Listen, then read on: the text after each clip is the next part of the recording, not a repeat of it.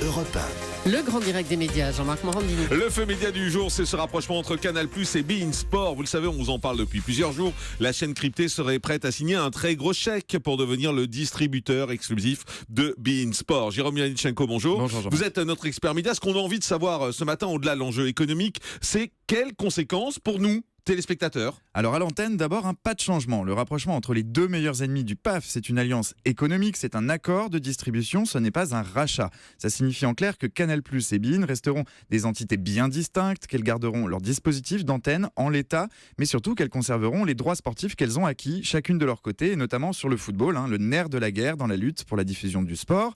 Canal+ détient toujours les droits de 3 matchs de Ligue 1 par journée de championnat, 7 matchs en direct pour beIN, jusqu'en 2020, jusqu'au prochain appel d'offres, ça ne changera pas. Même chose pour la Ligue des Champions, Canal+ gardera toujours le choix prioritaire d'un seul match par journée, beIN héritant du reste de la compétition. Ce rapprochement n'est donc pas synonyme d'une centralisation des matchs sur l'une des deux antennes. Chacun reste propriétaire de ce qu'il possède déjà. Pour bénéficier de l'offre la plus complète possible, le téléspectateur devra donc continuer de s'abonner à la fois à Canal+ et à la fois à beIN Sport. Et il devra continuer d'utiliser sa zapette pour suivre les matchs ou les compétitions diffusées sur l'une ou sur l'autre. Donc ça change pas vraiment, mais ce qui va changer en revanche, c'est le prix à payer, j'espère. Oui, aujourd'hui, un abonné doit débourser 39,90 € par mois pour accéder à Canal+.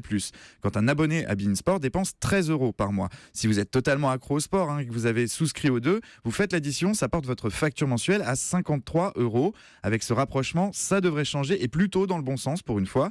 BFM Business annonçait hier que Canal+ devrait proposer une offre couplée à la baisse autour de 45 €. Enfin, la chaîne cryptée ne pourra pas obliger le téléspectateur à s'abonner à son service si celui-ci veut seulement pouvoir regarder beIN. En effet, si Canal+ devient le distributeur exclusif de la chaîne, ça signifie seulement qu'elle empochera le montant des abonnements, qu'ils proviennent de ses propres abonnés ou qu'ils proviennent des abonnés à d'autres fournisseurs d'accès à Internet. C'est un point essentiel du projet de Canal+, un point sur lequel l'autorité de la concurrence sera particulièrement attentive. Elle veillera à ce que ce rapprochement ne soit pas un synonyme de vente forcée. Oui, le gendarme de la concurrence d'ailleurs qui se prononcera également prochainement sur la validité de ce rapprochement, parce que c'est pas encore validé officiellement. Absolument, le dossier est actuellement sur le bureau de l'organisme antitrust. Il devrait se prononcer d'ici la fin du mois d'avril sur la faisabilité ou non de cet accord, et notamment sur la position de monopole de cette nouvelle entité. Si vous additionnez les droits sportifs détenus par Canal et ceux détenus par beIN Sport, cela représente 80% de l'offre totale de sport à la télévision.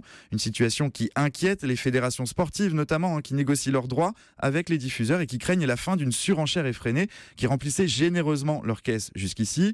Pour réaliser cette opération, rappelons que Canal+ serait prête à signer un énorme chèque, 1,5 milliard sur 5 ans. Un investissement colossal qui n'a qu'un objectif, promettons à Canal, enrayer l'hémorragie du nombre de ses abonnés. Voilà, chiffre qui n'est pas encore confirmé, mais c'est vrai que c'est le chiffre qui circule. Merci Jérôme Miladitchenko. Une pause et dans un instant, c'est le zapping.